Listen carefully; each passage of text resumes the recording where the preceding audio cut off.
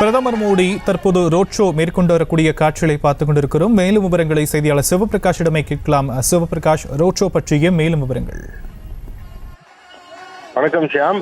அதாவது கூடுதல் தகவல்கள் என்ற வகையில் தற்போது பிரதமர் மோடி அவர்கள் அந்த பங்கேற்றிருக்கக்கூடிய இந்த ரோட் ஷோவில் அவரது உடையானது ஏற்கனவே இங்கு இந்த ரோட் ஷோவில் பங்கேற்றிருக்கக்கூடிய மக்களிடையேயும் அதே போல பாஜக தொண்டர்களிடையேயும் கவனம் பெற தொடங்கி இருக்கின்றது.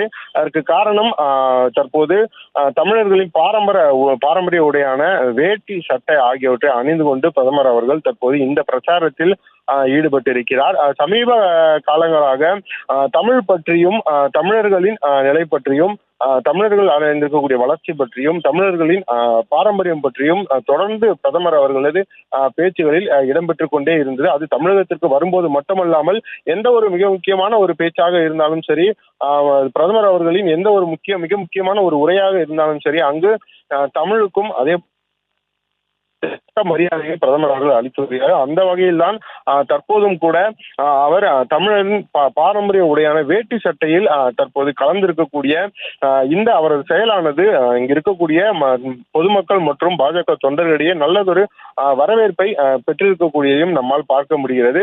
அது மட்டும் இல்லாமல் அந்த ரோடு ஷோ பிரதமர் அவர்கள் மேற்கொண்டிருக்கக்கூடிய அந்த ரோடு ஷோவின் இரு பக்கங்களில் இருந்தும் பூக்களை வாரி இருக்க அவரை வரவேற்றுக் கொண்டிருக்கக்கூடிய அந்த காட்சிகளும் மிக முக்கியமானதாக கருதப்படுகின்றது.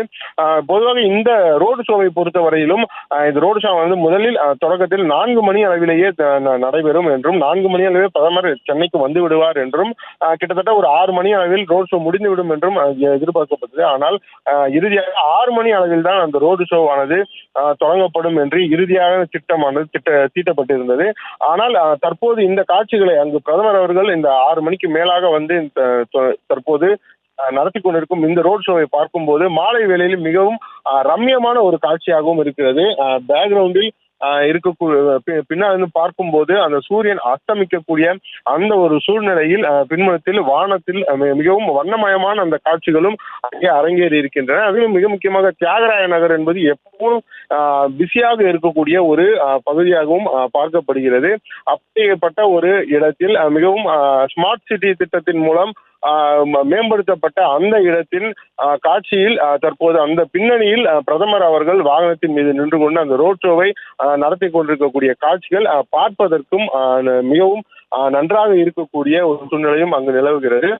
இரு பக்கத்திலிருந்தும் பொதுமக்களும் பாஜக தொண்டர்களும் தொடர்ந்து பூக்களை வாரி இறைத்துக் கொண்டிருக்க பூக்களால் வண்ண மாலைகளால் அலங்கரிக்கப்பட்ட வாகனத்தில் பிரதமர் அவர்கள் நின்று கொண்டிருக்கிறார். அவர் கையில் தாமரை, தங்களது சின்னமான தாமரையும் கையில் வைத்துக் கொண்டு அவர்கள் தாமரை சின்னத்திற்கு வாக்களிக்கும்படியும் கோரிக்கை வைத்து தற்போது அவர் மேற்கொண்டிருக்கக்கூடிய ரோட் ஷோ மற்றும் அந்த ஸ்மார்ட் சிட்டி திட்டத்தின் மூலம் உருவாக்கப்பட்ட அந்த தியாகராய நகரின் இரு பகுதிகளிலும் ஒளிரக்கூடிய விளக்கு என மிகவும் ரம்யமான ஒரு பிரச்சார மேடையாக அது திகழ்கிறது. இப்ப தற்போது சென்னை மட்டுமல்லாமல் தமிழகம் முழுவதும் கோடை காலத்தில் அனல் பறந்து கொண்டிருக்கக்கூடிய இந்த பிரச்சார வேளையில் தற்போது பிரதமர் அவர்களின் இந்த தற்போது நடத்தி கொண்டிருக்கக்கூடிய இந்த பிரச்சாரமானது முற்றிலும் வேறு விதத்திலும் அதே போல இருபுறத்தில் இருந்தும் கைகள், மனித தலைகள் மற்றும் பறந்து வரக்கூடிய பூக்கள் ஆகியவை மட்டுமே தெரியும்படி அளவிற்கு ஒரு பிரம்மாண்டமானதொரு பிரச்சாரத்தை தற்போது பிரதமர் மோடி அவர்கள் அங்கு மேற்கொண்டு வருகிறார்.